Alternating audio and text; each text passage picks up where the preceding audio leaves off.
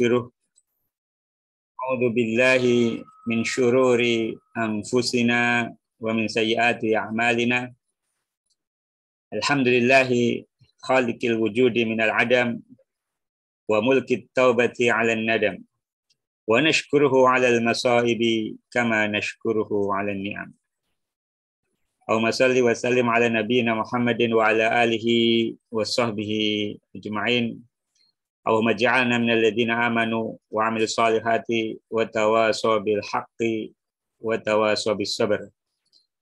اللهم ثبتنا عند الموت بلا إله إلا الله. رب اشرح لي صدري ويسر لي أمري واحلل عقدة من لساني يفقهوا قولي. Amma ba'du. Sahabat-sahabatku semua, pemirsa di acara Zoom sharing subuh Ramadan yang dirahmati Allah SWT. Insya Allah di bulan Ramadan ini, bulan yang penuh rahmat, kita akan membahas satu surat yang juga penuh dengan rahmat. Surat ini adalah surat Maryam, nama lainnya surat Kaf Ha Ya Ain Shad sebagai awal surat. Dan sebagian ulama menyebut surat ini dengan suratul rahmah. Suratul rahmah. Karena di dalamnya berisi banyak rahmat. Karena di dalamnya berisi nama Allah yang mulia yaitu Ar-Rahman yang banyak disebut di dalam surat Ar-Rahman, surat Maryam ini. Dan menariknya, akhiran dari surat Maryam ini mirip. Ya, jadi berakhiran kalau kita baca itu ya mat iwat. Jadi berakhiran khafiyah, syakiyah, dan waliyah, radiyah, samiyah. Itu kita bisa secara ritmik ya. Ini juga menjadi ciri dari surat Makkiyah. Jadi surat Makkiyah itu puitis, ritmik, dan bertema tentang keimanan. Surat Maryam ini surat Makkiyah, terdiri dari 98 ayat. Dan yang menarik juga dari surat Maryam ini termasuk surat-surat yang awal diturunkan. Dahulu ketika para sahabat hijrah ke Habasyah, dipimpin oleh Ja'far bin Abi Thalib, surat yang dibacakan ke hadapan Raja Najasyi adalah surat Maryam. Sehingga Raja Najasyi yang memeluk agama Nasrani itu bercucuran air mata. Dan itu juga menjadi sebab pintu hidayahnya. Meskipun beliau tidak terbuka mengumumkannya ke hadapan rakyatnya. Dan surat Maryam ini juga dipilih oleh saudara-saudara kita di Eropa, di Amerika, di Barat, ya, untuk mengenalkan Islam kepada umat masyarakat di sana. Bahkan pernah kisah Dr. Ali Muhammad Al-As-Solabi, beliau menyampaikan surat Maryam ini di hadapan para pemuka-pemuka, biarawan-biarawati, dan mereka ketika tahu maknanya, tahu isinya, mereka sangat tersentuh. Biarawati-biarawati itu kan hatinya lembut, hingga ketika mendengar bacaannya saja itu, surat Maryam itu indah, apalagi dibaca oleh seorang qari yang memiliki bacaan indah, dan itu sangat menyentuh. Bagaimana Islam ini sangat memuliakan seorang wanita. Di agama Nasrani disebut Saint Mary. Saint Mary itu sebutan untuk Sayyidah Maryam. Dan kita umat Islam ini sangat memuliakan beliau. Sangat memuliakan Sayyidah Maryam. Bahkan dalam sebuah hadis Rasulullah menyebutkan ada 4 wanita penghulu surga. Yang pertama adalah Asiyah. Asiyah ini istrinya Fir'aun. Seorang wanita salihah yang memiliki suami taugut, suami yang melampaui batas, suami yang menjadi musuh Nabi Musa alaihissalam. Kemudian wanita yang kedua adalah Maryam. Dan wanita ketiga adalah Khadijah. Dan wanita keempat adalah Fatimah. Fatimah binti Muhammad. Dan ini mewakili sosok-sosok wanita tangguh. Ada wanita yang memiliki suami yang ahli maksiat seperti Asiyah, bahkan tidak hanya ahli maksiat, ya, dia memusuhi dakwah, memusuhi Nabi. Kemudian ada Maryam, seorang single mother, seorang wanita yang tak memiliki suami, seorang perawan suci yang melahirkan seorang bayi. Dan satu-satunya nama yang dinisbatkan seorang anak kepada orang tuanya adalah Maryam. Di Al-Quran itu kan Isa bin Maryam. Bin itu biasanya laki-laki, tapi di situ disebutkan Isa bin Maryam. Adapun Khadijah istri Rasulullah dan Fatimah adalah putri beliau. Dalam sebuah hadis disebutkan juga Fatimah tu sayyidatu nisa'i ahli jannah ila ma kana min Maryama binti Imran. Fatimah adalah penghulunya para wanita di surga kecuali Maryam binti Imran. Artinya betapa mulia kedudukan Maryam. Ini hadis riwayat Ahmad. Sahih Al-Jami' nomor 3181 kalau mau dicek. Artinya sebelum kita membahas tentang perjuangan Maryam dan karomah-karomah beliau, ya, karena beliau bukan nabi, ya, istilahnya itu beliau ini wali, seorang wali perempuan yang mendapatkan karomah. Nah, memang nanti bertemu dengan mukjizat Nabi Isa, karena persalinan kelahiran Nabi Isa ini adalah kelahiran yang merupakan mukjizat. Mukjizat bagi Nabi Isa dan karomah bagi ibunya Maryam binti Imran. Maka saya beri judul tema kita hari ini adalah perjuangan dan keajaiban Maryam. Sebenarnya kalau dari struktur surat ada satu paper jurnal itu yang membahas tentang koherensi, unity of surah Maryam. Menarik kalau nanti saya bukakan. Jadi ada satu paper, mau lihat saja. Jadi paper yang membahas tentang surah Maryam. Judulnya Form and Structure of Surah Maryam, a Study from Unity of Surah Perspective Bilal Bokir. Ini sebuah studi yang serius. Bagaimana surat Maryam itu memiliki kesatuan tema, kesatuan isi, dan munasabah. Munasabah itu dalam Al-Quran jadi kajian dalam ulumul Quran, di mana para ahli linguistik, ya, para ahli tafsir itu mengkajinya. Apa sisi-sisi munasabah dalam surat Maryam? Dan apa pesan utama dari surat Maryam? Ternyata pesan utama dari surat Maryam di buku Tadabbur Al-Quran, karya Syekh Adil, karya seorang ulama, ya, Syekh Adil Muhammad Khalil, ya, adalah tema utamanya adalah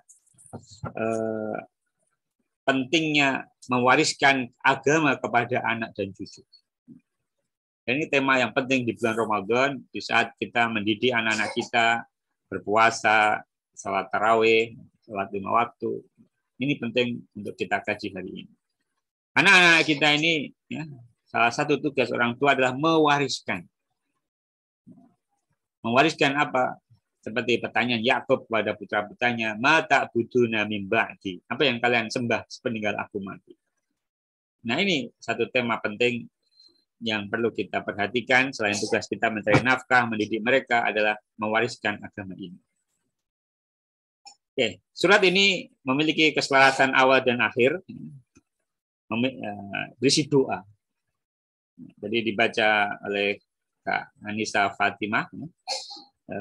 Dzikru rahmati rabbika 'abdahu Zakaria idnada rabbahu nidaan khafiyya qala rabbi inni wahanal 'azmu minni washta'ala ar-ra'su shayba wa lam akum bidu'aika rabbi syaqiyya wa inni hiftul mawaliya min wara'i wa kanat imraati 'aqiran fahabli min ladunka waliyya yarithuni wa yarithu min ali Yaquba waj'alhu rabbi radiyya. Ini diawali dengan doa dari Nabi Zakaria.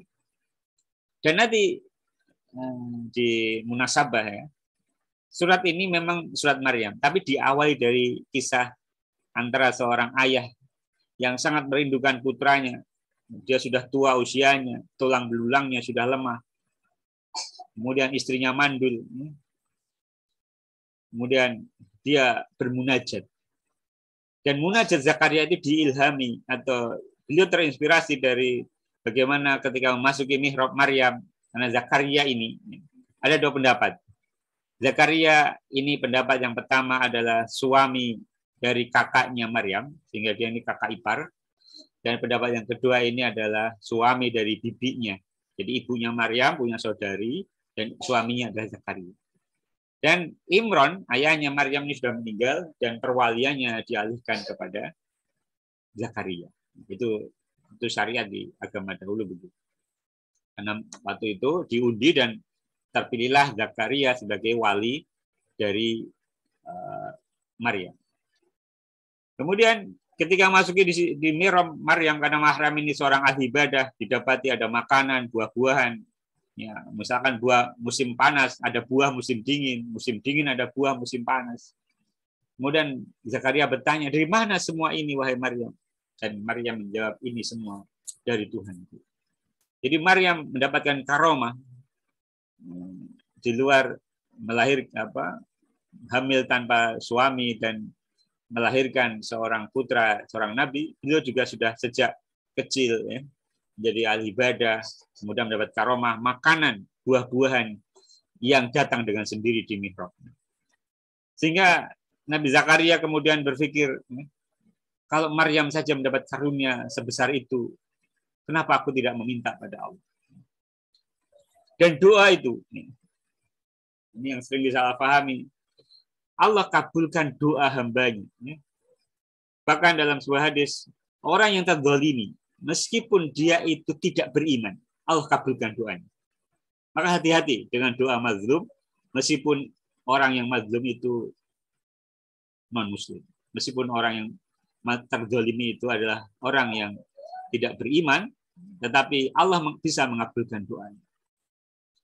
Apalagi ini seorang nabi, ya, seorang nabi yang dia itu menyatakan, ya, walam akum bidu'aika rabbi syakiya, dan aku tak pernah kecewa dalam berdoa kepadamu. Doa itu, ya, jadi diawali dengan doa, ya, dan nanti diakhiri juga tentang doa ibadah. Doa itu memiliki dua makna. Doa itu berbeda dengan tolab. Tolab itu permintaan. Contoh saya pesan GoFood atau ya, makanan online, kemudian saya bayar datang, itu namanya tolab. Atau saya nyuruh orang lain ya untuk membantu saya, itu tolab. Tetapi doa itu memiliki dua makna. Yang pertama bermakna ibadah, iman dan amal soleh, dan doa bermakna permohonan, meminta atau memohon kepada Allah untuk suatu hajat. Sehingga meskipun seorang hamba berdoa dan tidak seketika atau dalam jangka dekat terkabulkan, dia tetap berdoa. Dan itu dinilai ibadah oleh Allah Subhanahu wa taala. Sebagaimana Yakub terpisah dari putranya puluhan tahun lamanya, itu juga doa. Sebagaimana juga ibunya Musa berdoa pagi hari, sore hari dikabulkan, itu juga doa.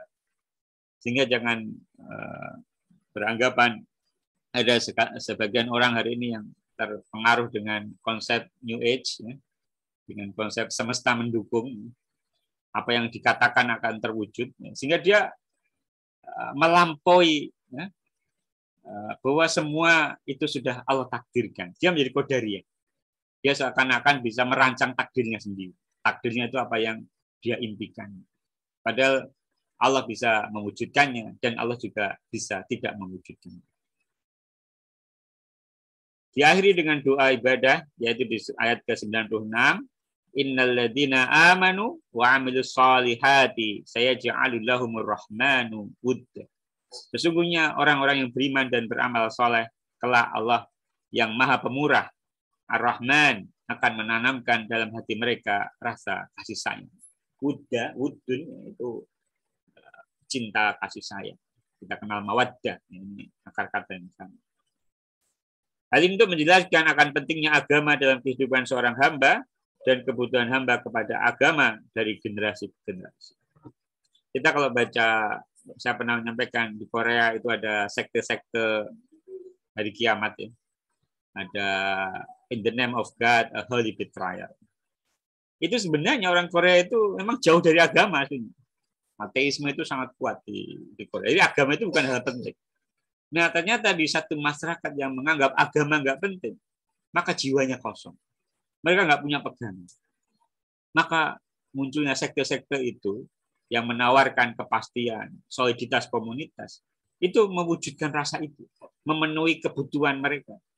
Nah, fitrah manusia itu bergantung pada zat yang maha kuasa, Allahus Somad. Bagaimana hamba yang terlepas dari As-Somad, maka dia menjadi seperti buih di tengah lautan, terombang-ambing dalam gelombang kehidupan.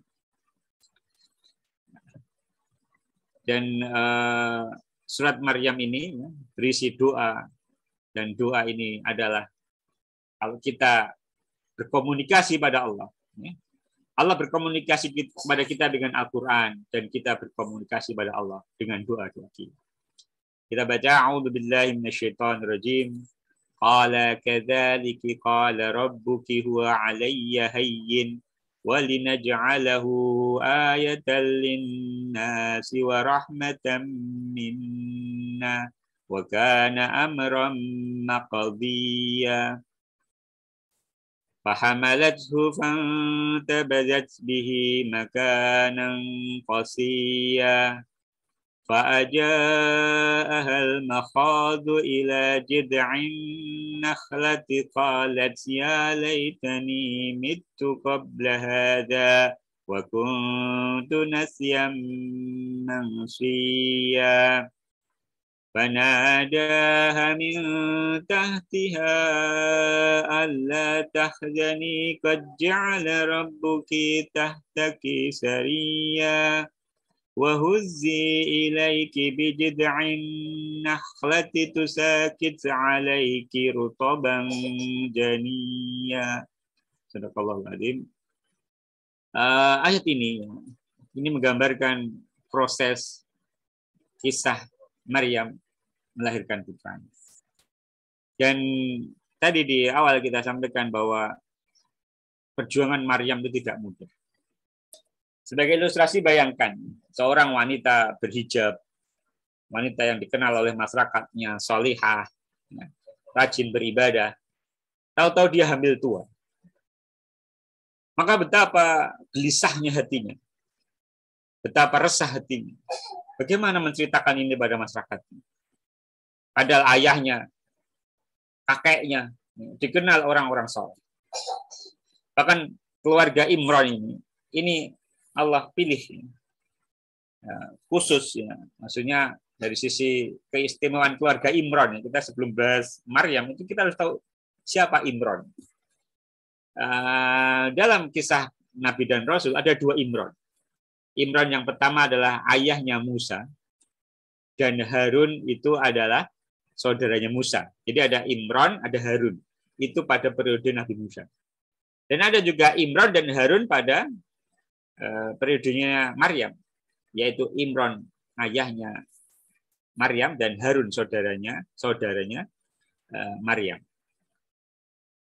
Disebutkan dalam Al-Quran, Innallaha astafa Adama wa Nuha wa ali Ibrahim wa ali Imrana 'alal alamin. Dan kami pilih Adam, Nuh, keluarga Imran, dan keluarga Ibrahim di atas seluruh alam ini. Jadi keluarga Imran ini dan keluarga Ibrahim itu diistimewakan dari seluruh keluarga di seluruh alam ini. Kenapa? Ayahnya soleh, kemudian ibunya salihah, anaknya Maryam salihah, dan Maryam melahirkan seorang nabi anak yang soleh. Kemudian paman Maryam yaitu Zakaria saleh, seorang nabi, dan memiliki putra Yahya yang juga seorang nabi yang saleh. Ini menggambarkan keistimewaan dari keluarga Maryam. Bayangkan, dari keluarga baik-baik, dia orang baik, kemudian dia hamil. Yang dalam hari ini banyak kita dapati wanita hamil di luar nikah, tetapi bukan seperti Maryam, tapi memang karena dia berzina sebelum melakukan akad nikah.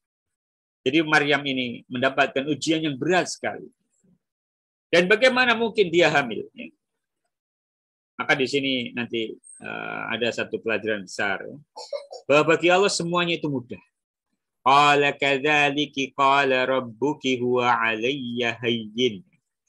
Demikianlah Tuhanmu berfirman, hal itu adalah mudah bagiku.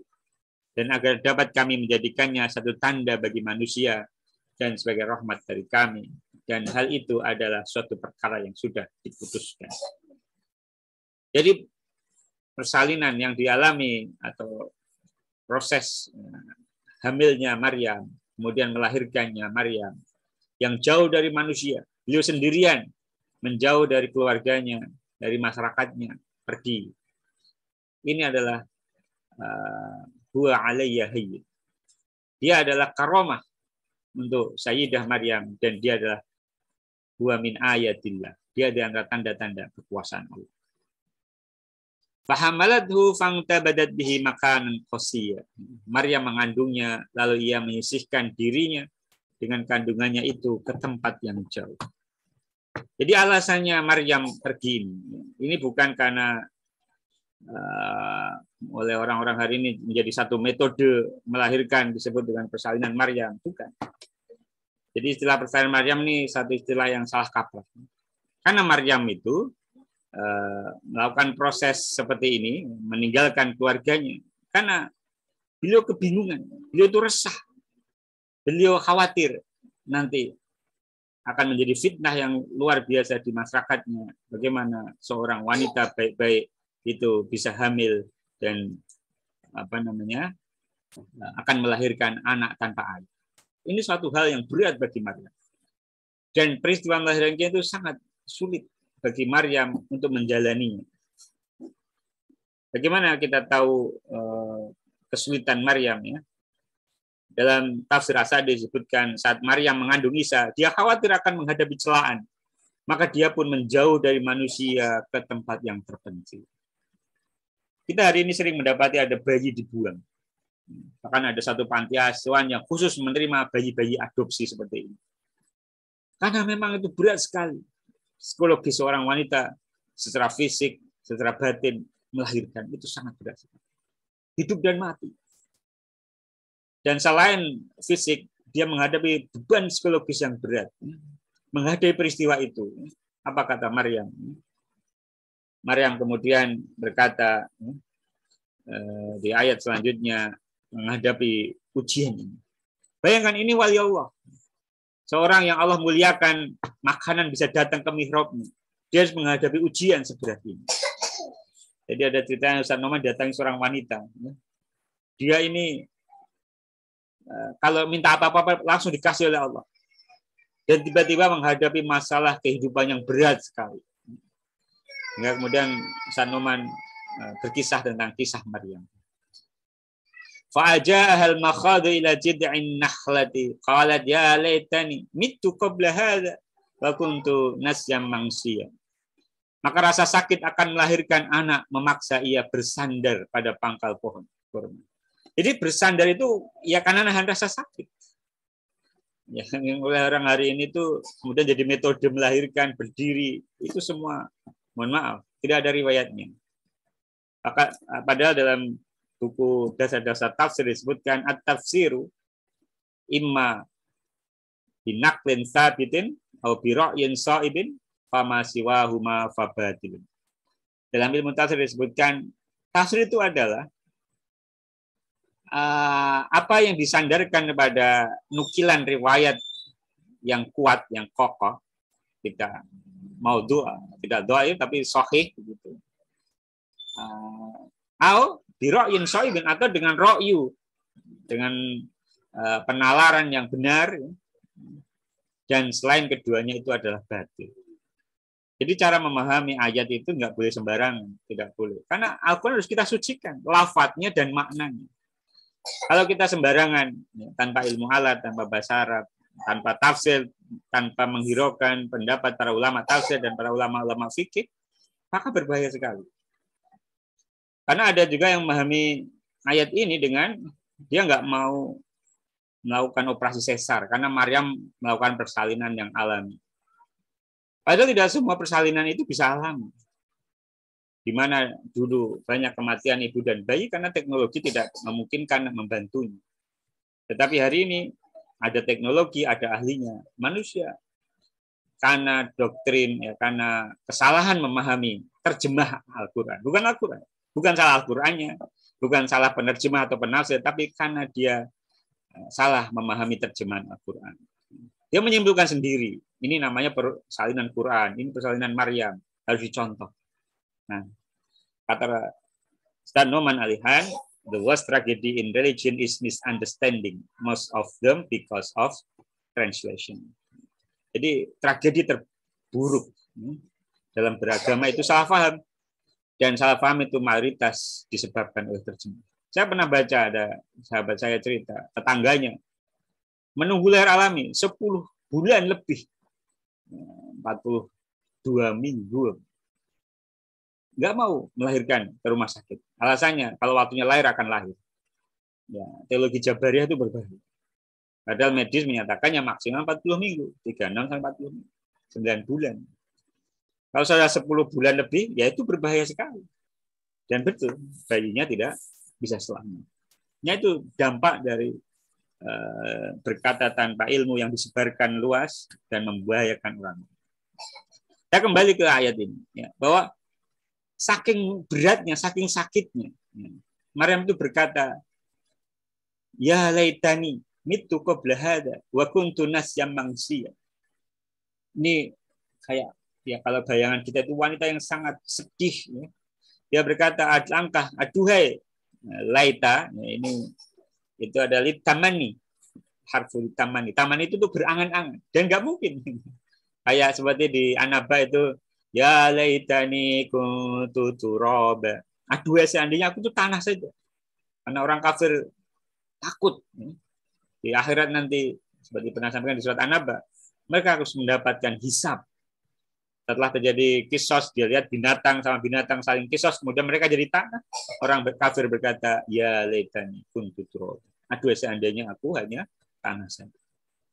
Di sini Maryam berkata, ya laitani mitu qabla hada wa kuntu nasyan mansiya. Alangkah baiknya aku mati sebelum ini dan aku menjadi barang yang tidak berarti, telah dilupakan. Ini luar biasa penderitaan Maryam, perjuangan Maryam. Kemudian Allah memberikan pertolongan pada hambanya yang berdoa, hambanya yang hampir putus asa karena beban beratnya, beban fisik, beban psikis, karena akan menghadapi ujian, menghadapi kaumnya. Fanadaha min tahtiha alla tahzani qad ja'ala rabbuki tahtaki sariyya.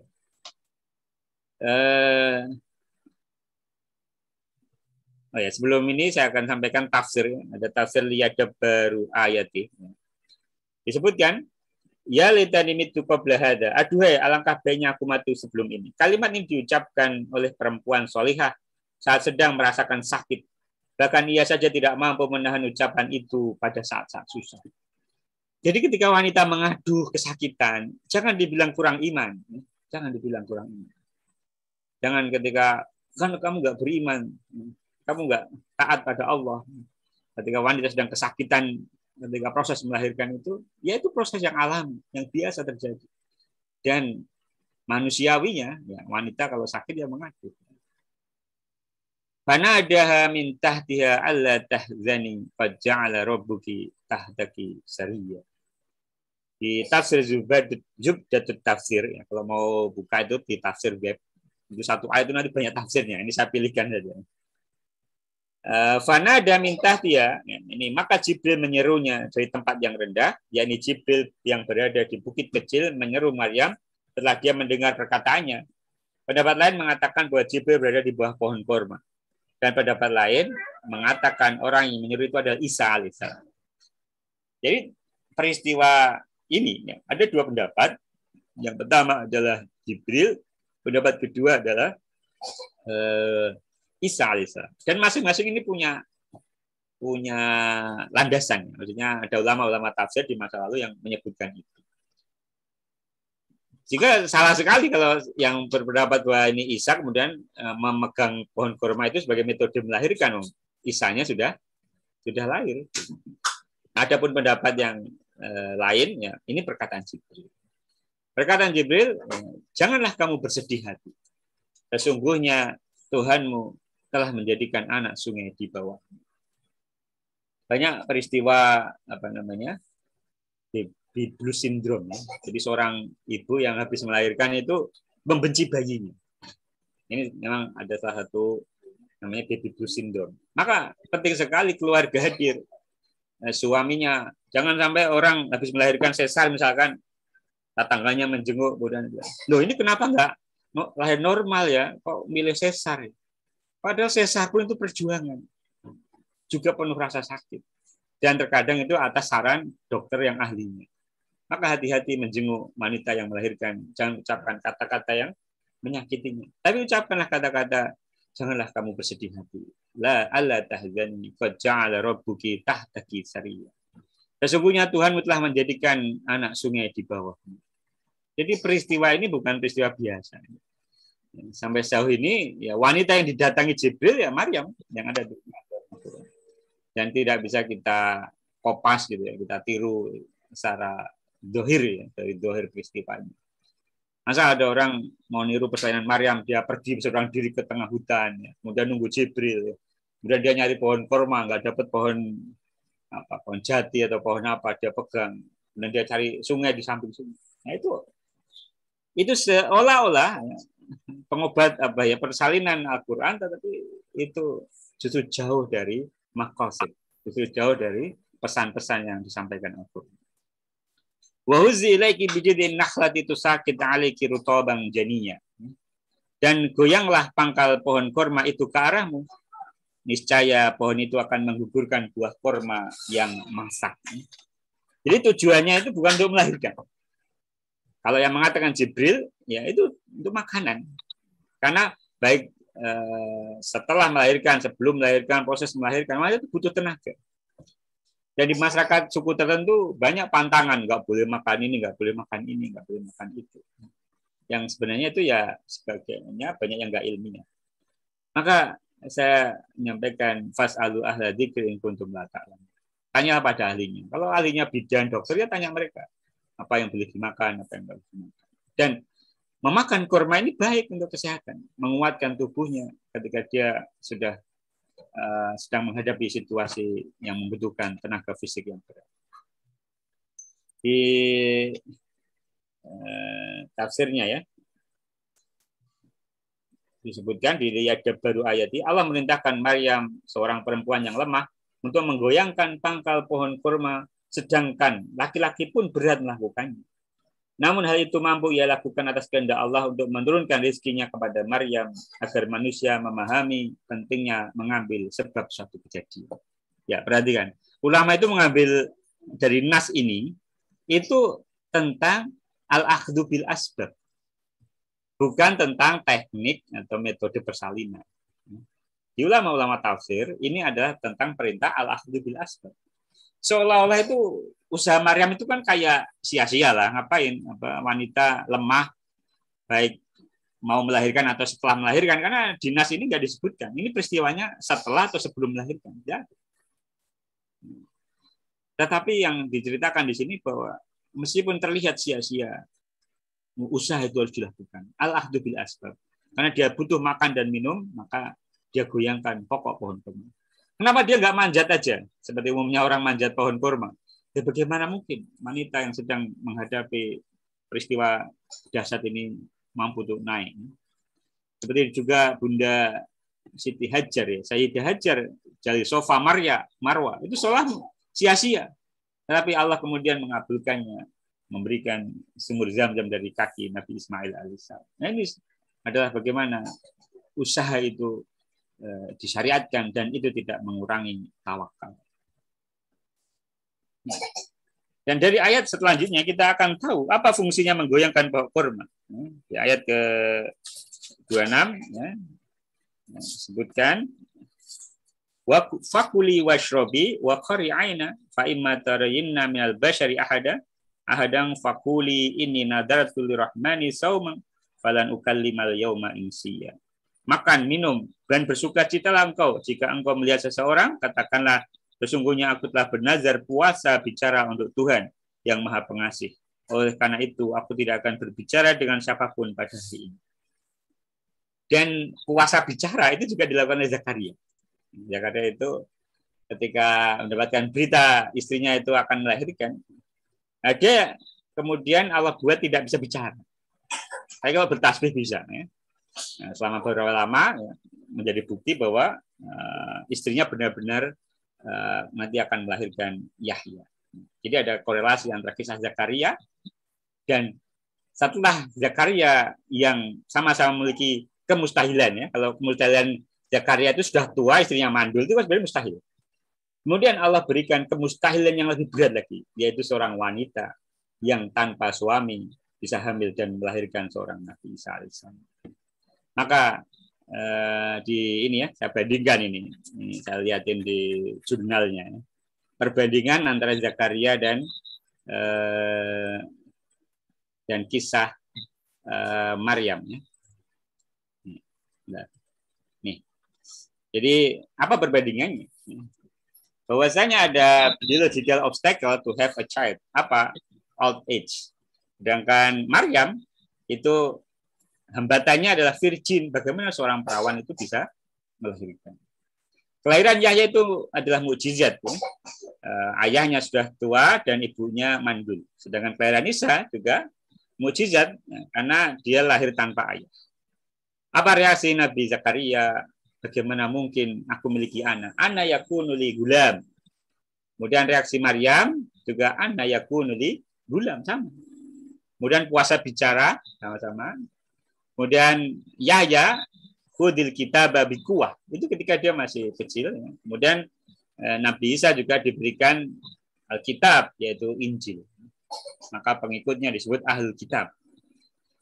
Kemudian the wisdom is given when Yahya was an infant. Jadi hikmah itu diberikan kepada Yahya ketika dia itu masih bayi. Ya Yahya khudil kitab biquwah wa atainahul hukma sobiyya. Kemudian Isa juga ya, diangkat sebagai nabi itu juga ketika beliau masih kecil ya. Qala ini Abdullah atani al-kitaba wa ja'alani nabiyya. Itu ketika masih bayi. Ya. Fa asyarat ilai qalu kaifa nukallimu man kana fil mahdi sobiyya. Nah, itu kan mereka berkata gimana anak bayi yang masih dalam buah itu bisa bicara. Kata Nabi Isa, aku adalah hamba Allah. Atani al-kitaba, Allah dia memberikanku kitab dan dia menjadikanku seorang nabi. Kemudian Yahya ini punya sifat, ya ini adalah punya sifat apa? Yaitu seorang yang berbakti. Wa hanana min ladunna wa zakah wa kana taqiyya wa baram biwalidayhi wa lam yakun jabbaran ashiya. Itu adalah Nabi Yahya, ya. Kemudian Nabi Isa itu juga memiliki sifat yang sama ya. Beliau ini berbakti pada orang tuanya ya. Kemudian tidak sombong ya. Dan juga seperti kemiripan yang dimiliki oleh sifat Nabi Yahya. Oh ya, Nabi Yahya itu kalau di agama Nasrani itu Johannes. John itu Yahya, kalau di mereka itu John. Nah, ini ekspresi yang ada di Al-Qur'an ya. Ada kemiripan. Oke. Menarik kalau mau mengkaji secara akademik. Ya, semua itu mudah bagi Allah. Rahmat Allah disebutkan pada Nabi Zakaria, pada surat Maryam ayat 2, pada Nabi Musa, pada Nabi Ibrahim, pada orang-orang yang bertakwa, pada orang-orang mukmin, bahkan juga kepada orang-orang yang dalam kesesatan. Bayangkan, orang yang sesat juga dapat rahmat. Jadi ingat, doa itu hubungannya dengan rububiyah Allah. Namanya rububiyah, Rob. Bahkan di sini disebutkan Ar-Rahman. Ar-Rahman itu kan pada mukmin dan kafir. Bahkan orang kafir kalau berdoa juga Allah bisa kabulkan. Di dunia ya, bukan di akhirat. Jadi rahmat Allah itu di dunia untuk orang beriman dan tidak beriman. Apalagi yang sesat. Yang sesat ini apa? Allah kasih waktu. Nah, bulan Ramadan ini biasanya masjid-masjid ramai, ya. Orang nggak biasa buka Al-Quran, ini juga rahmat dari Allah. Jangan dihardik, jangan disindir ya. Mereka sedang mendapatkan rahmat Allah dan seyogyanya kita menyambut mereka dengan sebaiknya. Karena Allah yang beri kesempatan. Anak Ar-Rahman ya, dalam sebuah hadis ya, sebutkan Ar-rahimuna yarhamuhumur rahman. Orang-orang berkasih sayang, ya, disayangi Ar-Rahman menyayangi mereka. Irhamu man fil ardi yarhamkum man fis sama. Sayangi yang di bumi, Allah akan menyayangi kalian. Yang di langit akan menyayangi kalian. Termasuk ketika bagaimana Nabi Ibrahim itu berdakwah pada ayahnya. Itu ada di Ar-Rahman, di Maryam ayat 49 sampai 50. Di situ berkali-kali Nabi Ibrahim itu memanggil ayahnya dengan ya abati. Ya. Itu qala li abi ya abati lima ta'budu ma la yasma'u wa la yubsiru wa la yughni 'anka syai'a. Ya abati inni qad ja'ani minal ilmi ma lam ya'tika fattabi'ni ahdika siratan sawiyya. Ya abati la ta'budi syaitan inna syaitana kana lirrahmani 'asiyya. Ya abati inni akhafu ayyamassaka 'adzabun minar rahman fatakuna lisyaitani waliya. Bagaimana jawaban ayahnya? Nabi Ibrahim ayahnya menjawab, qala raghibun anta an alihati ya Ibrahim la ilam tantahi la arjumannaka wa jurni maliya. Padahal jawabannya itu luar biasa kasar ya, jawaban ayahnya itu. Apakah kamu membenci Tuhan-Tuhan wahai Ibrahim? Jika tidak berhenti mencela Tuhan yang kusembah, engkau pasti akan kurajam. Tinggalkanlah aku untuk waktu yang lama. Apa ujian Nabi Ibrahim? Ujian Nabi Ibrahim itu terpisah dari ayahnya, Azar. Ya. Meskipun ada yang menyatakan Azar ini bukan ayah kandung, dari pamannya. Tapi al-Quran ini dinyatakan, ya abadi, wahai ayahku. Kemudian, apa jawaban Nabi Ibrahim? Qala salamun alaika, sa'astaghfiru laka rabbi, innahu kana bi hafiyya. Dia Ibrahim berkata, semoga keselamatan bagimu, aku akan memohonkan ampunan bagimu pada Tuhanku, sesungguhnya dia maha baik kepadaku. Jadi meskipun ayahnya begitu kasar, begitu frontal melawan Nabi Ibrahim, kemudian Nabi Ibrahim kemudian memilih pergi dari kampung halamannya, terpisah dari orang tuanya, lalu Allah akan gantikan dengan keturunan-keturunan para nabi dan rasul. Itu juga rahmat dari Allah pada Nabi Ibrahim. Jadi kelahiran Nabi Isa itu rahmat. Yang pertama kepada Nabi Isa itu sendiri sebagai ulul azmi. Ya. 5 Rasul kan ulul azmi. Nabi Nuh, Ibrahim, Musa, Isa, Muhammad. Rabi yang memiliki tekad yang sangat kuat, yang memiliki utamaan dibanding seluruh Nabi dan Rasul. Ibunya mendapat kebanggaan, pujian yang baik, dan manfaat yang agung. Seluruh manusia di zamannya. Jadi fitnah pada Nabi masa Nabi Isa itu fitnah pengobatan. Jadi kalau pada Nabi Musa itu sihir, pada Nabi Isa itu pengobatan, maka Allah berikan mukjizat pada Nabi Isa itu bisa mengobati, bahkan menghidupkan yang mati. Dan fitnah pada masa Nabi Muhammad adalah bahasa, sastra. Maka Allah turunkan Al-Quran sebagai mukjizat untuk menjadi mukjiz, menjadi yang melemahkan tantangan dakwah pada masa ini. Ini tadi poin penting, jangan kita meremehkan rasa sakit seorang wanita, karena inilah perkara yang umum. Dalam dunia medis ada macam-macam metode persalinan, ada lotus birth, gentle birth, water birth, ada vaginal birth, ada sesar dan sebagainya. Tetapi secara umum melahirkan itu sakit. Ini bukan kalimat untuk meremehkan, tetapi bahwa kita harus mengakui bahwa itu rasa sakit yang luar biasa.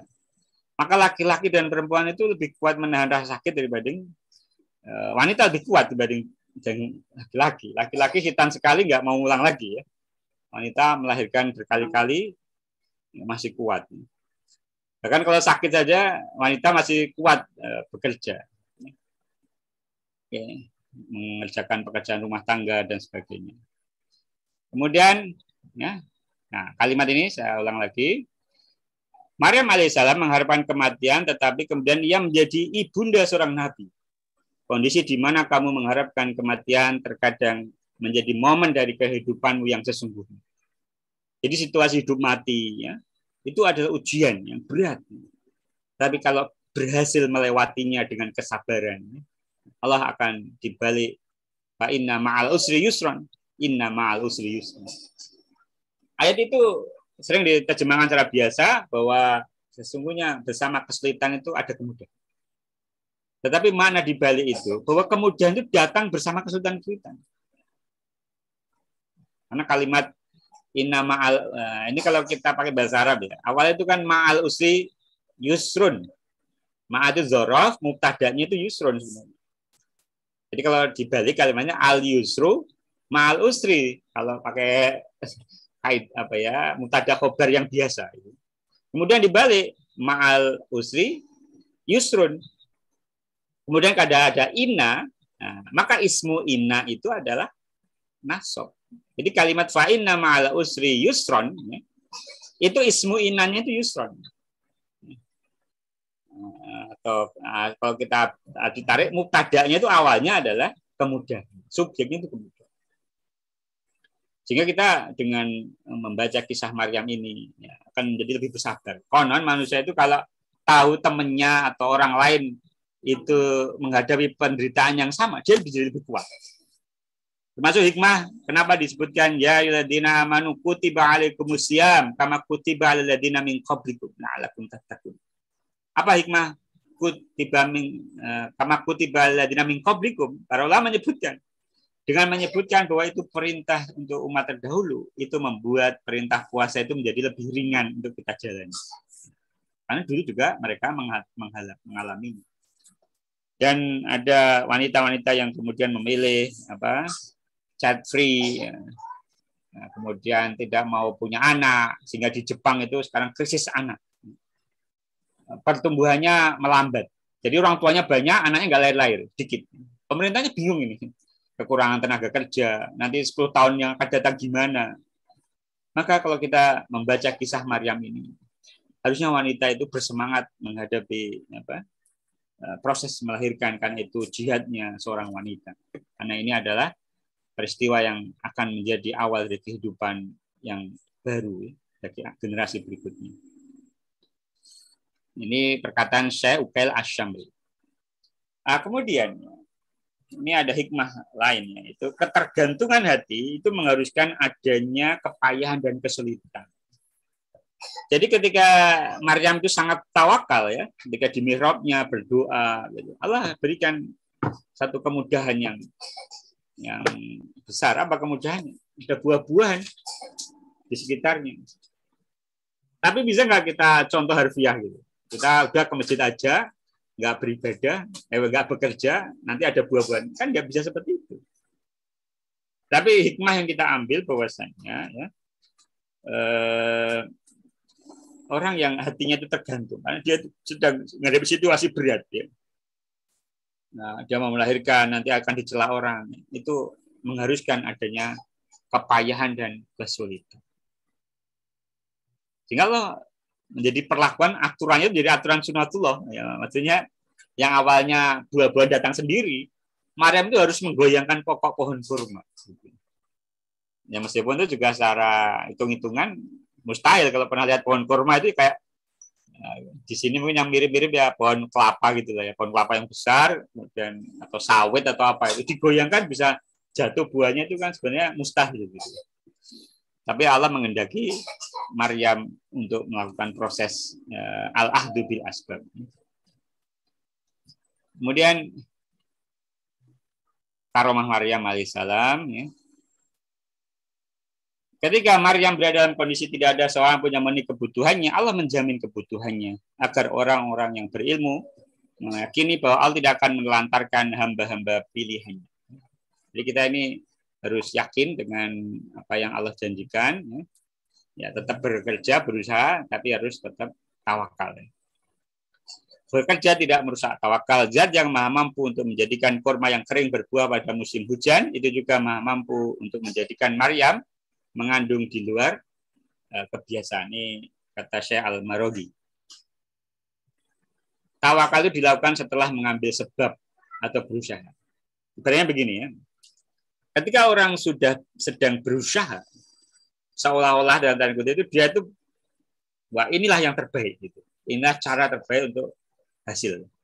Contoh, Sultan Muhammad Al-Fatih itu ketika sedang berusaha merebut Konstantinopel, yang dilakukan apa? Beliau merekrut ahli meriam terbaik di masanya. Kemudian membuat meriam terbesar, terhebat di zaman. Itu kan usaha terbaik. terhebat. Nah, kemudian baru beliau bertawakal dan Allah berikan futuhat. Istanbul hari ini sampai hari ini menjadi negeri kaum muslimin. Berbakti kepada kedua orang tua dan taat pada Allah ada dua perkara yang saling berkaitan. Wa qadza rabbuka alla ta'budu illa iyyahu wa bil walidaini ihsan. Jadi Allah sandingkan itu. Termasuk di surat Maryam ini di ayat 31 dan 32 disebutkan wa ja'alani mubarakan aina ma kuntu wa awsani bis sholati waz zakati ma dumtu hayya wa baram biwalidati wa lam yaj'alni jabbaran syaqiyya. Nah, ini tadi yang Nabi Yahya sudah saya sebut, ini Nabi Isa. Apa kata Nabi Isa di sini? Dia Isa berkata, sesungguhnya aku hamba Allah. Dia akan memberiku kitab Injil dan menjadikan aku seorang nabi. Dia menjadikan aku seorang yang diberkahi di mana saja aku berada dan memerintahkan kepadaku untuk melaksanakan sholat serta menunaikan zakat sepanjang hayatku. Dan berbakti kepada ibuku serta dia tidak menjadikanku orang yang sombong lagi celaka.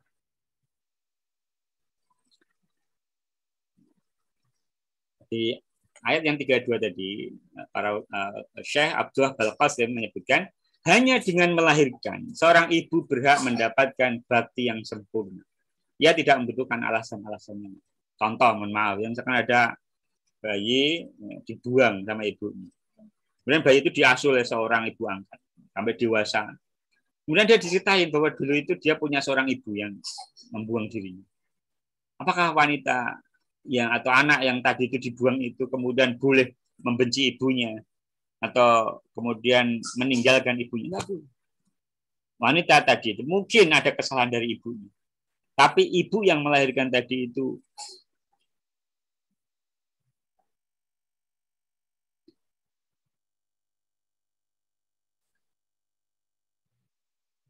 berhak mendapatkan bakti yang sempurna. Oke, terakhir, adakah ini ya, tadi yang sudah saya kupas, tidak ada yang namanya metode persalinan ala Maryam itu enggak ada. Yang dipraktekkan para sahabiah generasi Islam itu enggak ada. Itu hanya, mohon maaf ya, kesalahan manusia hari ini yang berlaku apa namanya? Yang berlaku tidak apa ya?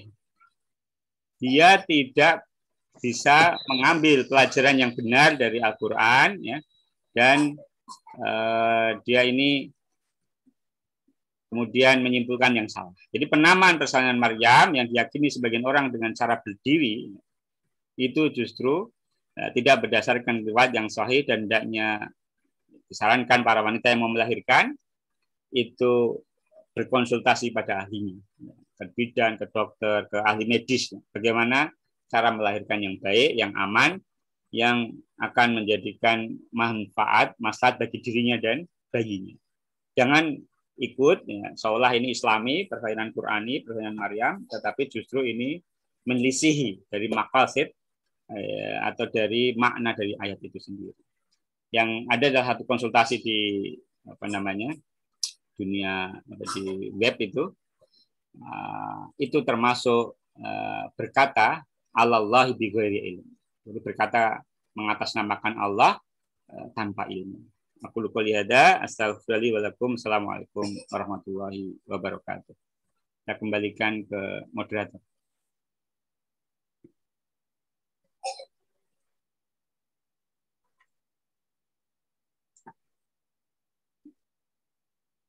Baik Ustaz, alhamdulillahirrahmanirrahim. Terima kasih banyak atas sharing kali ini Ustaz. Ternyata di surat Maryam ini memang banyak keindahannya. Ya, kita bisa mengambil tadabbur di dalamnya. Baik, sesi selanjutnya yaitu refleksi dan tanya jawab. Ada teman-teman yang ingin menyampaikan pertanyaannya bisa langsung raise hand atau melalui kolom chat yang ada di bawah. Silakan untuk pada tur kali ini juga dihadiri oleh beberapa kontributor ya. Eh, ada Ibu, ada Ustadz Mujiono. Barangkali Ustadz ingin menyampaikan tambahan refleksinya. Saya persilahkan Ustadz.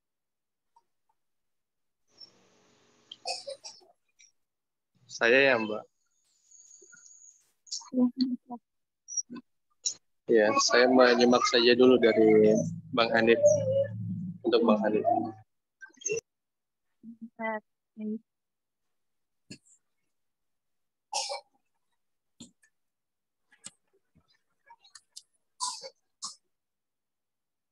Teman-teman juga bisa menyampaikan pertanyaan secara ini ya, secara langsung melalui open mic. Mungkin kepada Mbak Siti ada yang ingin disampaikan pesan dan pesannya.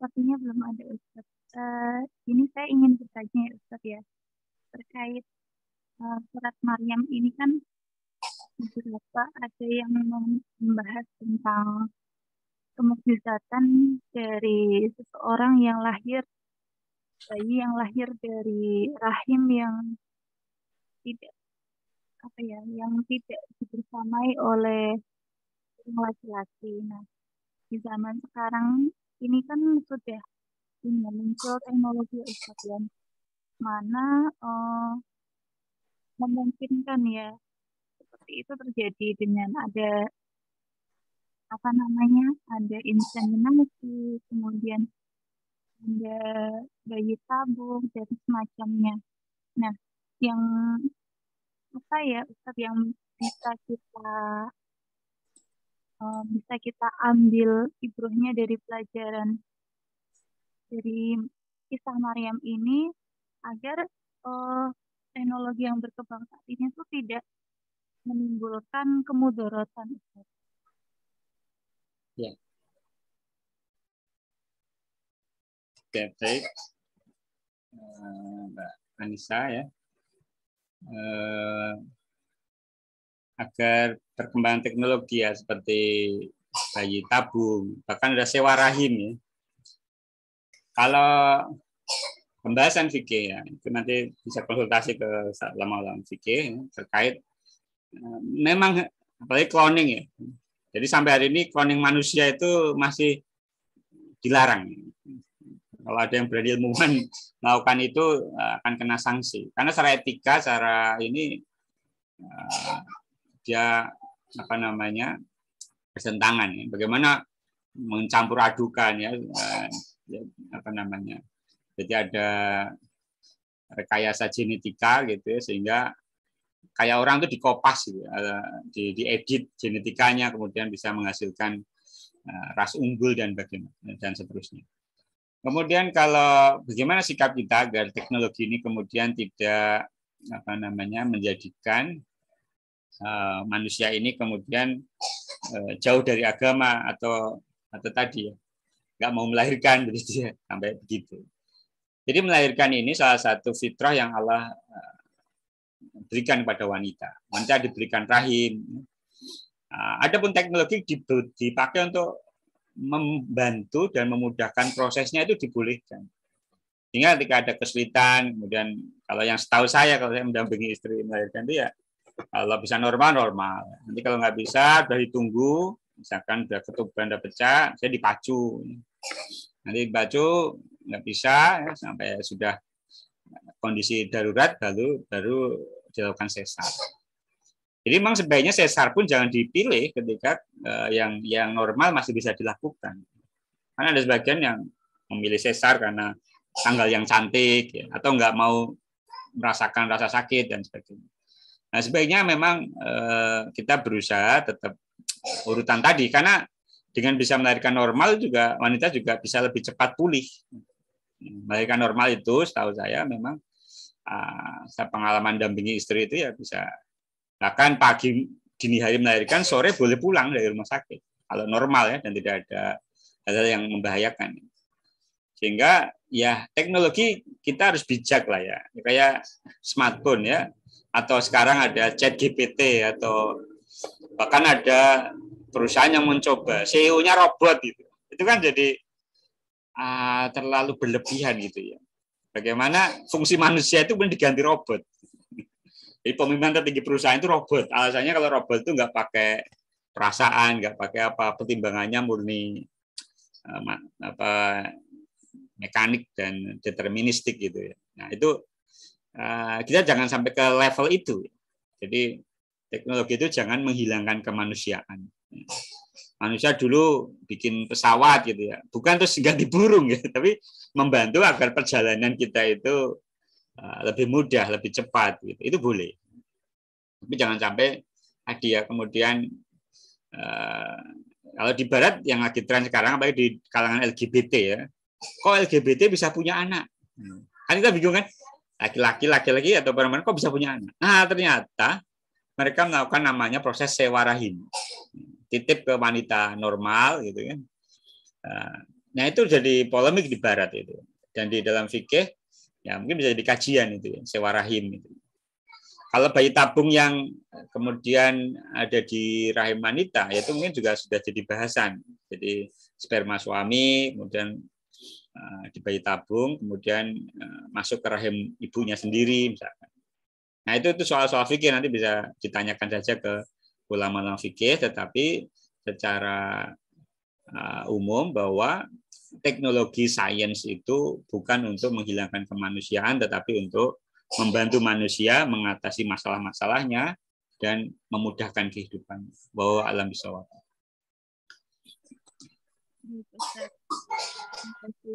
Yang menjadi yang perlu digarisbawahi juga sumber dari mungkin sperma yang jelas begitu ya Ustadz ya, memang dari suaminya, bukan diambil dari pihak lain begitu ya Ustadz ya. Baik tadi. Selanjutnya ada pertanyaan Ustadz dari bagaimana menurut Ustadz beberapa waktu kemarin sempat ada yang mengkaitkan kisah Maryam dengan hampir putus asa ingin mati dengan beberapa masyarakat wanita yang mengalami keterpurukan sehingga ingin mati secara mentalnya ya, mental health-nya, sehingga wanita tersebut dapat komentar yang dianggap kurang iman dan lain-lain. Mungkin langsung bisa ditanggapi. Oke, ya inilah yang lagi yang ngomong gitu laki-laki ya. Laki-laki dia nggak pernah melahirkan, kemudian komentar meremehkan melahirkan itu mudah dan sebagainya. Jadi isu mental health itu isu yang penting kita pahami hari-hari ini. Alasannya adalah saat ini ya masyarakat kita ini makin dilayani dengan teknologi. Dan salah satu resiko orang itu hidup dengan kenyamanan apa? Mereka rapuh, mereka fragile. Dulu saya masih ingat itu. Kalau kita mau mandi itu, kita harus nimba air di sumur yang pakai timba gitu. Kalau nggak gitu gimana? Ya nggak mandi. Saya mau sarapan. Ya. Dulu waktu saya SD itu mau sarapan. Ya saya harus beli ke warung, karena orang tua juga sibuk, kita yang disuruh untuk pergi. Itu biasa. Jadi kemudahan itu memang punya sisi lain apa? Sisi lainnya adalah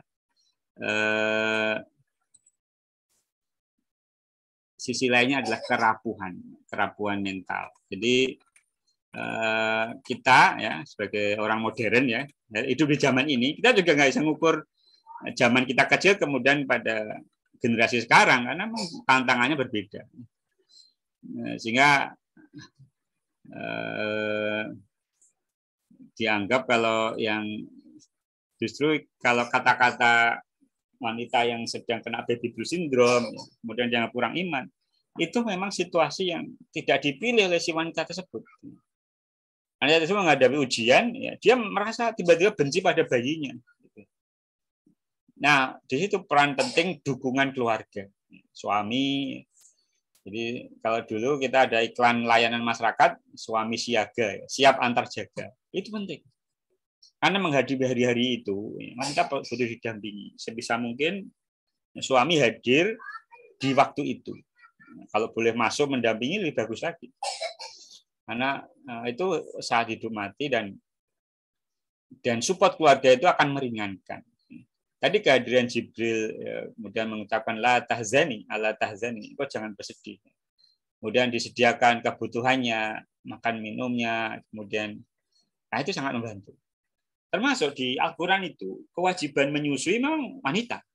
Tapi tanggung jawab agar wanita bisa nyaman menyusui itu ada pada laki-laki. Ada pada laki-laki, pada suaminya. Sehingga support system itu begini, ini masalah kita ini, mohon maaf, saya agak kurang sepakat gitu. Ada seorang tokoh bilang, orang sakit di dunia itu nanti di akhirat akan mendapatkan azab yang lebih pedih. Jadi penyakit itu dianggap sebagai hukuman. Penyakit dianggap sebagai hukuman. Kanker karena dosa ini, jantung karena dosa ini, stroke karena dosa ini. Dulu di desa saya itu kalau ada orang mati separuh gitu ya, nggak juga mati lah ya, itu soalnya waktu dia mudanya banyak dosanya. Itu urusan dirinya dengan Tuhan. Masyarakat kita nggak boleh menghakimi, karena bahkan Maryam seorang wanita soleh juga mengatakan ya laitani mitu qabla hadza wa kuntu nasyan mansiyya. Jadi orang lain itu harus berempati. Orang lain, ada dulu kisah ini, ada gempa bumi, kemudian datang relawannya ceramah di depan para korban. Gempa ini karena dosa-dosa di wilayah ini, marahlah masyarakat. Cara seperti ini ada cara yang tidak bijak dan membuat orang yang sedang menderita itu menjadi kalau orang bilang itu toxic positivity ya. Bilang sabar saja itu ada ilmunya. Bilang sabar ya, itu kita harus dengan penuh empati, kemudian ya harus merasakan penderitaan dari orang yang kita nasihat. Bahkan kalau perlu ya kata sabar itu mungkin kalau momennya belum pas, kita dengarkan saja. Kalau orang sedang di puncak kesedihannya, yang dia butuhkan adalah penerimaan, pengakuan, dan support system yang mendukung dia. Bahwa alam bisawab. Kemudian itu untuk materi saya kirim, yang membutuhkan bisa ambil. Terima kasih. Teman-teman yang ingin download ada di room chat materinya sudah di-share oleh Ustaz Hanif. Selanjutnya pertanyaan dari Putri Yasningsih. Assalamualaikum Ustaz. Barakallahu fiik penjelasannya, Masya Allah. Salah satu ayat yang menarik perhatian saya dalam surat Maryam adalah ayat yang keempat. Tepatnya kata syakiyah. Dalam bahasa Indonesia biasanya diterjemahkan dengan kata kecewa. Apakah boleh dijelaskan makna kata ini? Mohon maaf kalau ternyata tadi sudah dijelaskan karena beliau tidak join. Silakan Ustaz. Ya. Terima kasih ya. Betul ya bahwa di ayat keempat ya, salah satu adab dari doa kita itu tadarruk, merendahkan diri pada Allah. Kita puji Allah, ya, kita bersolawat, ya, kemudian kita ungkapan yang muncul dari Nabi Zakaria. Ya, Nabi Zakaria itu nggak pernah selama ini mungkin beliau lupa meminta itu. Karena merasa udah tua, kemudian istrinya mandul, masa bisa dikasih anak sih gitu. Nah, ternyata ketika beliau melihat di mihrab Maryam ada buah yang tidak pada musimnya. Nah, maka beliau terbesit, oh ya kalau gitu saya minta saja sama Allah, minta anak gitu ya. Dan Allah kasih. Nah, jadi memang itu berdasarkan pengalaman spiritual Nabi Zakaria yang tidak pernah kecewa. Kata syakia sendiri itu secara bahasa itu bisa diartikan tidak bahagia, sedih. Ada juga kata celaka dalam Al-Quran, syakiyun ini. Sa'adah lawan kata dari syakia. Ya. Jadi syakko ya syukku itu beda lagi ya. Kalau syakiyun itu tidak bahagia atau celaka gitu. Maksudnya ya benar-benar ketika berdoa itu kita dalam kondisi sangat optimis, sangat berharap itu akan Allah kabulkan. Tetapi tadi saya pernah sampaikan bahwa doa itu beda dengan tolab. Tolab itu permintaan dan permohonan yang ya menuntut untuk langsung dikabulkan. Gitu. Saya nyuruh anak saya ambil minum, ambil air, ya itu kan tolab. Tapi kalau doa itu maknanya luas. Doa itu bentuk hubungan hamba pada Tuhan. Connection. Jadi dia ketika berdoa itu sedang terkoneksi pada Allah. Baik doa itu dikabulkan dengan cepat, tidak dikabulkan atau ditunda dalam waktu beberapa lama saatnya. Itu tidak mengurangi esensi doanya. Ada orang merasa jadi wali karena wah kalau saya doa langsung dikasih ya gitu. Tiba-tiba dia minta gak dikasih misalkan. Ya karena dia berpikir doa itu tolak. Doa itu bentuk etika hamba pada Tuhan, pada Allah, pada penciptanya. Nah, kayak ya wajarnya apa ya? Kalau di Al-Baqarah yang kaitan dengan puasa kan ada ya. Idza salaka ibadi wa idza salaka ibadi anni fa inni qarib ujibu da'watad da'i idza da'an. Jika engkau Muhammad ditanya tentang aku, ya, fa ini qarib, aku itu dekat. Itu Allah jawab langsung, fa ini qarib, ujibu da'watad da'i idza da'an. Aku jawab doa-doa para pendoa ketika mereka berdoa. Nah, berdoa itu memang kalau orang soleh bertakwa itu punya privilege atau kelebihan dibanding orang biasa. Tetapi doa itu boleh untuk siapa saja. Orang yang bahkan tidak beriman pun doa minta sama Allah ya kadang juga dikasih. Gitu. Jadi syakia ini jangan sampai kita ini kayak desperate gitu, apa ya? Belum minta sudah putus asa, paling nggak dikasih saya ahli maksiat gitu kan enggak. Berdoa minta aja. Berapa banyak Allah kasih, Allah kabulkan para ahli maksiat di akhir hidupnya itu husnul khotimah. Dan berapa banyak orang soleh yang lupa berdoa, kemudian di akhir hidupnya malah justru su'ul khotimah. Karena doa itu ya, silahul mu'min, senjatanya orang beriman. Dan doa itu bayangkan Nabi itu ketika berdoa, perang Badar ini.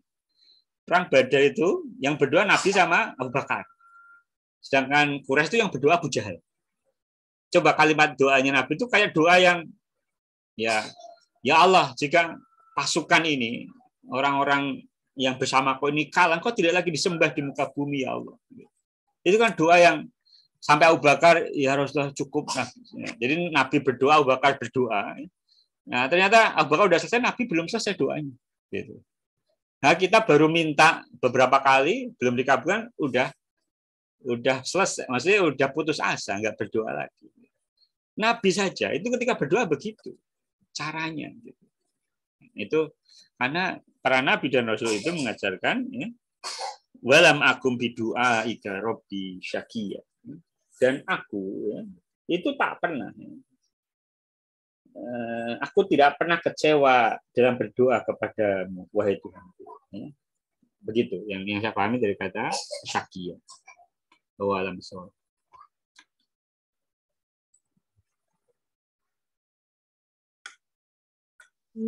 Selanjutnya, terima kasih Ustadz atas jawabannya. Semoga menjawab pertanyaan dari Ibu Triasningsih.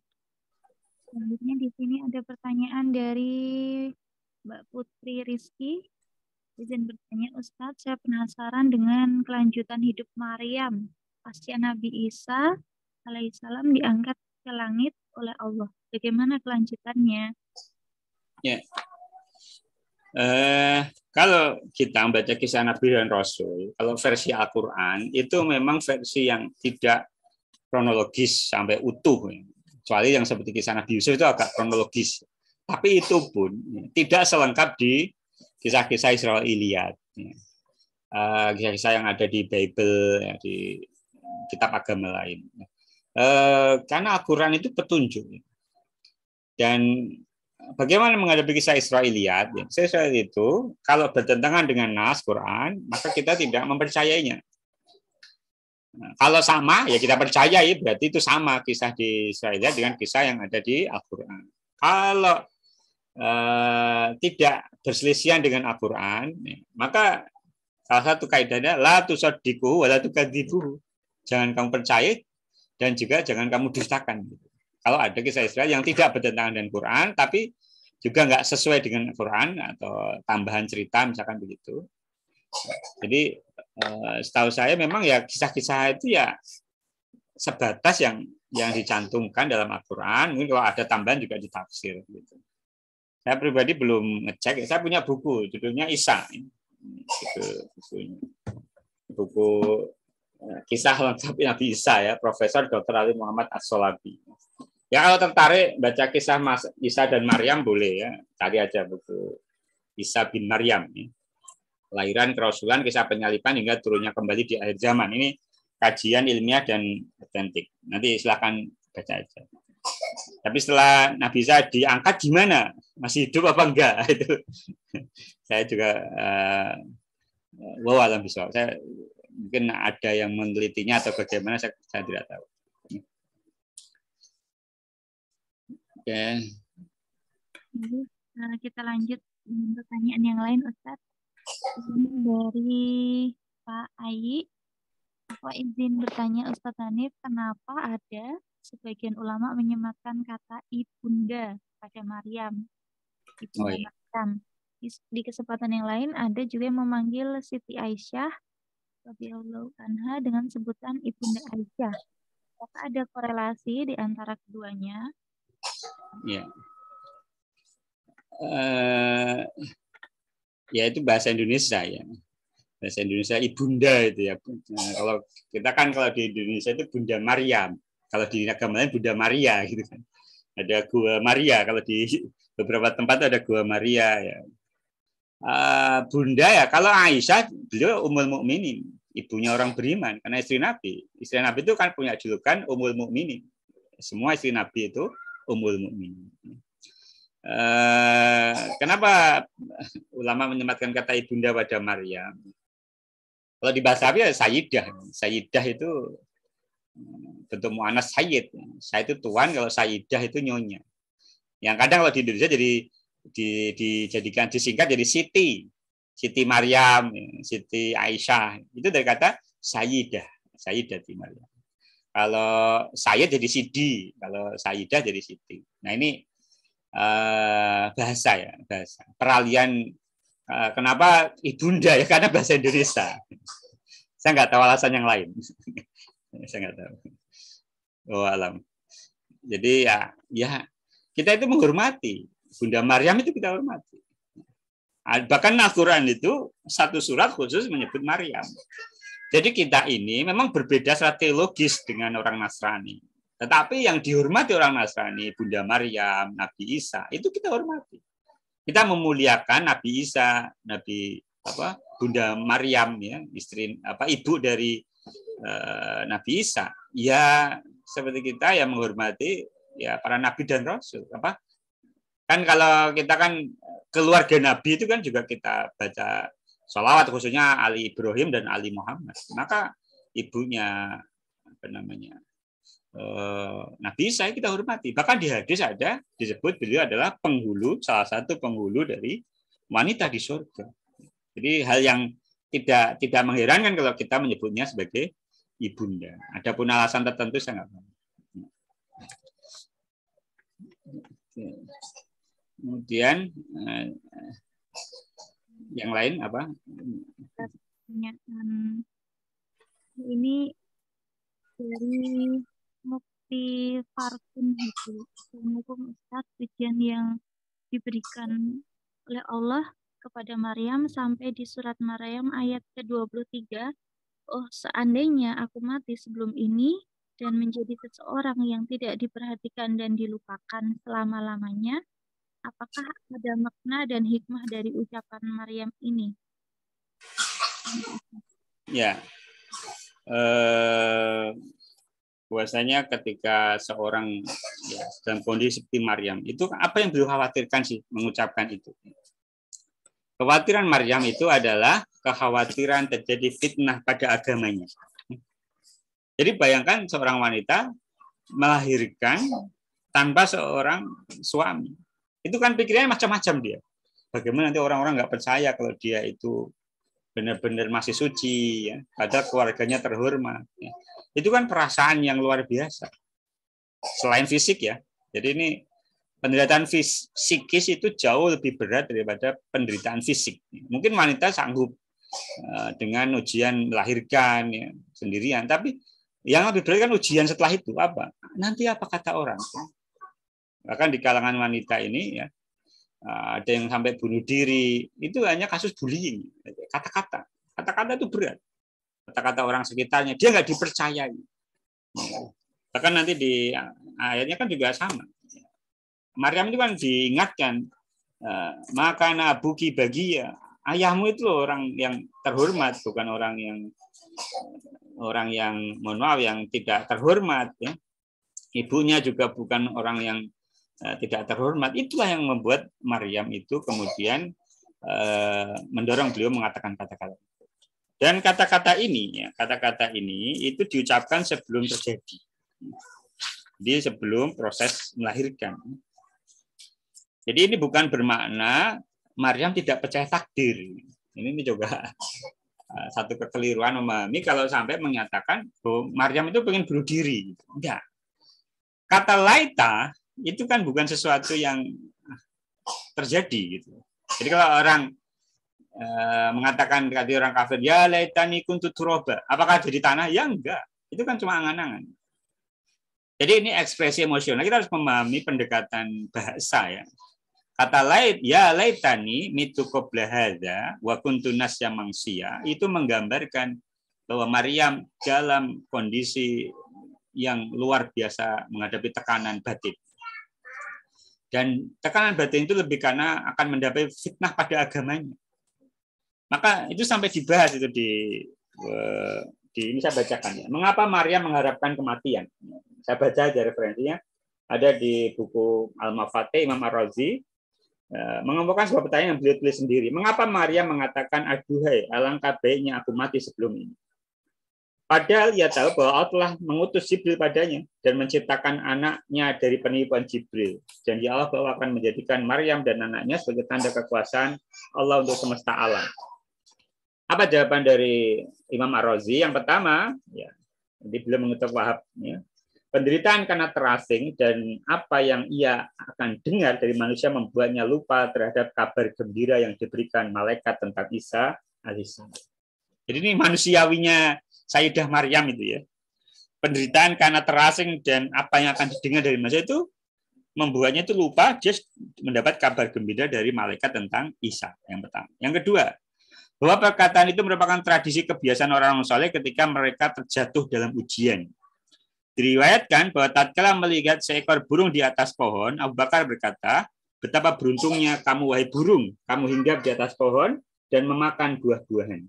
Aku ingin jika aku menjadi buah yang dimakan oleh burung. Ini kata Abu Bakar, ini bukan kata orang yang tidak saleh. Begitu pula Umar bin Khattab, beliau mengambil tanah dan berkata, duhai andai aku menjadi tanah ini, duhai andai aku menjadi sesuatu yang tidak berarti. Ali pernah mengatakan pada perang Jamal, duhai andai aku mati 20 tahun sebelum kejadian ini. Bilal juga mengatakan, duhai andai Bilal tidak dilahirkan oleh ibunya. Bahkan saya pernah baca sirah Sayyidah Aisyah. Aisyah itu kan menyesali perang Jamal. Kok bisa-bisanya beliau terlibat konflik sama Ali. Menjelang akhir hayatnya beliau mengucapkan, ya laitani kuntu turaba. Aduh, seandainya aku ini kayak tanah saja. Menjadi tanah saja. Jadi itu bukan ekspresi yang orang frustasi nggak percaya takdir, tapi itu bentuk kerendahan hati, bentuk apa ya? Beliau itu nggak ada apa-apanya gitu. Padahal kita tahu betapa tinggi kedudukannya. Pernyataan-pernyataan seperti itu lanjut Imam Ghazali disebutkan oleh orang-orang saleh ketika mereka diuji dengan urusan yang berat atas mereka.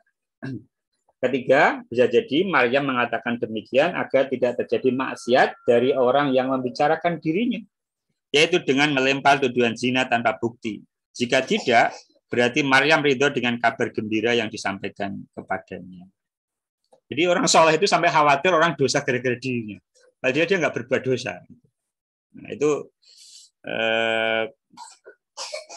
tadi saya kutip ya, Syekh Uqail Asy-Syamri A2 alangkah baiknya aku mati sebelum ini. Maryam alaihissalam mengharapkan kematian, tetapi kemudian ia menjadi ibunda seorang nabi.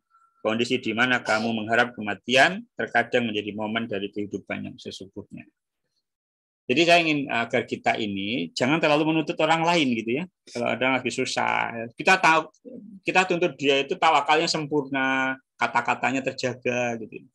Orang-orang soleh pun mengatakan hal-hal yang seperti ini, ujian yang mereka hadapi. Nabi Yakub ya, ketika dicerca saudaranya Nabi Yusuf kan, Tallahi taftau tadhkur Yusuf. Wah, ya demi Allah ya wahai ayahku, engkau itu nyebut Yusuf. Engkau celaka dan hampir mati gitu, kata anak saudara-saudaranya Yusuf. Kata Nabi Yakub, innama ashku bashi wa husni ilah. Wa na'lamu ma la ta'lamun. Sehingga aku adukan keluhan, dukaku itu hanya pada Allah, dan aku tahu apa yang kamu nggak tahu. Jadi mengeluh kepada Allah itu boleh. Kita berdoa, tadarruk. Bahkan orang yang hidupnya baik-baik saja minta sama Allah juga boleh. Apalagi orang sedang mendapatkan kesulitan. Wallahu a'lam bishawab. Baik, semoga bisa menjawab ya pertanyaan tentang apa yang disampaikan tadi. Masih ada kaitannya tentang kesehatan mental ya Ustadz ya, banyak ilmu yang bisa kita petik dari sini. Kemudian tadi ada yang terlewat pertanyaan dari Ibunda Tara. Afwan Ustadz ingin menanyakan tentang puasa bicara ayat 10 ayat ke-10 Ya. ayat ke-10 tanda dari Allah, sedang ayat ke-29 adalah nazar. Ya. Nah, saya teringat di gereja dulu ketika masih beragama Katolik, di mana ada kebiasaan oleh para biarawan atau biarawati untuk melaksanakan puasa bicara. Pandangan dari sisi Islam tentang puasa ini bagaimana? Oke. Oke, terima kasih atas pertanyaannya dan ya barakallahu fiki atas ya hidayah yang telah Allah berikan pada anti, dan ya semoga kita semua Allah jaga hidayah dalam hati kita sampai akhir hayat kita. Puasa bicara ya, memang kalau dalam Islam tidak spesifik ya. Setahu saya memang ini terjadi pada Nabi Zakaria, kemudian juga terjadi pada Maryam, puasa bicara. Ini syariat pada Saruman Qoblana. Tetapi dalam puasa ya ada hadis Nabi, man lam yada qaulaz zur wal amala bihi ya, falaisa lillahi hajatun min an yada'a ta'amahu wa syarabahu.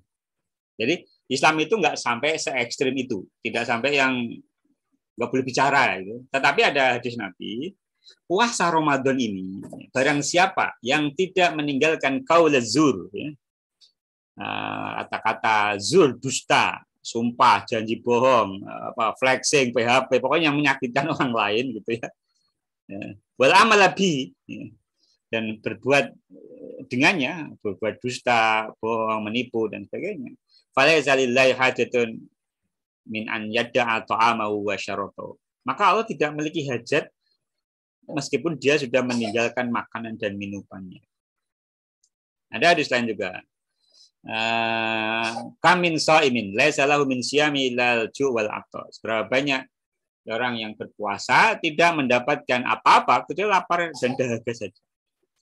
Jadi dalam Islam ya tidak sampai total tidak bicara, tetapi hanya perkataan yang dusta, bohong, ingkar janji, kata-kata yang qaulazur, kata-kata yang menyakiti orang lain. Itu setahu saya walam. Tetapi memang ada baiknya juga ya. Kita itu kan ada hadis juga apa? Man kana yu'minu billahi wal yaumil akhir falyakul khairan aw liyasmut. Barang siapa beriman pada Allah dan hari akhir, hendaknya dia berkata baik atau diam. Memang tidak disebut puasa bicara, tapi para ulama, orang soleh itu memang nggak banyak bicara memang sih. Jadi kalau diam berpikir, kalau ngomong berpikir. Ya. Ngomongnya sih ya tetap umumnya manusia gitu ya, tetapi mungkin lebih ke kehati-hatian. Saya belum pernah ada syariat puasa bicara sih secara spesifik belum pernah. Bahwa alam bisawab. Baik. Begitu atas penjelasan dari Ustadz Hanif ya Bunda Tara. Semoga bisa dimaknai dengan lebih menjaga lisan begitu ya Ustadz ya. Selanjutnya, apakah ada yang ingin bertanya teman-teman di kesempatan pagi hari ini? Masih ada waktu 5 menit. Oh ya, untuk teman-teman yang mungkin bergabung di Zoom kali ini namun belum masuk grup NAK atau Voice of Bayyinah, teman-teman bisa nanti mengirimkan nomor HP-nya ya, chat ke Japri saya, nanti saya akan memasukkan karena ternyata Ustadz ada beberapa peserta yang mendapatkan info dari Instagram begitu dan belum masuk ke grup NAK Indonesia. Semoga nanti bisa ikut menyimak di pertemuan berikutnya. Baik. Baik, jika tidak ada pertanyaan lagi, mungkin closing statement ya Ustadz, kesimpulan dari pertemuan sharing Ramadan kali ini. Ya. Alhamdulillah di pagi hari ini kita bisa sama-sama belajar ya. Saya juga ini hanya melaporkan hasil belajar karena memang ya alam pada salmar uyuladu aliman. Belajarlah karena tidak ada seorang pun lahir langsung berilmu, nggak ada. Dan kita hari ini sama-sama belajar tentang kisah Maryam, Sayyidah Maryam, seorang single mother, seorang wanita tangguh, wanita suci yang sangat kita hormati dalam Islam. Sosok beliau ini menjadi teladan dalam hal ketaatan, dalam hal menjaga kehormatan, di mana hari-hari ini wanita tidak menjaga kehormatannya. Bahkan kalau kita lihat profil beliau itu, beliau berhijab. Ya. Sosok Bunda Maryam ya, atau Sayyidah Maryam ini menggunakan pakaian itu. Karena itu pakaian yang sejak dahulu, ya, bahkan para biarawati juga masih mengenakannya. Nah, jadi tidak ada dikotomi antara dohir dan batin. Ketika seorang menjaga kehormatan dohirnya, maka semoga itu adalah bentuk dia menjaga kehormatan batinnya. Jangan dibalik. Buat apa pakai hijab, pakai jilbab, kalau hatinya kotor, kalau hatinya orang yang mengatakan itu minimal ada dua kesombongan dalam dirinya. Dia tidak menghormati syariat hijab. Kemudian yang kedua, dia menuduh dia lebih baik daripada yang berhijab. Adapun orang berhijab memang bukan orang sempurna. Ada kadang kesalahannya. Tapi dia minimal, dia rendah hati mengamalkan perintah hijab. Adapun selebihnya itu perkara dirinya dengan Allah Subhanahu wa taala. Dan agama ini hendaknya memang tidak dipakai untuk saling menilai orang lain. Nah, kita belajar agama adalah untuk menghilangkan kebodohan diri kita dan kita amalkan. Dan semoga ini menjadi solusi. Karena apa sih fungsi agama atau apa sih syariat itu diturunkan?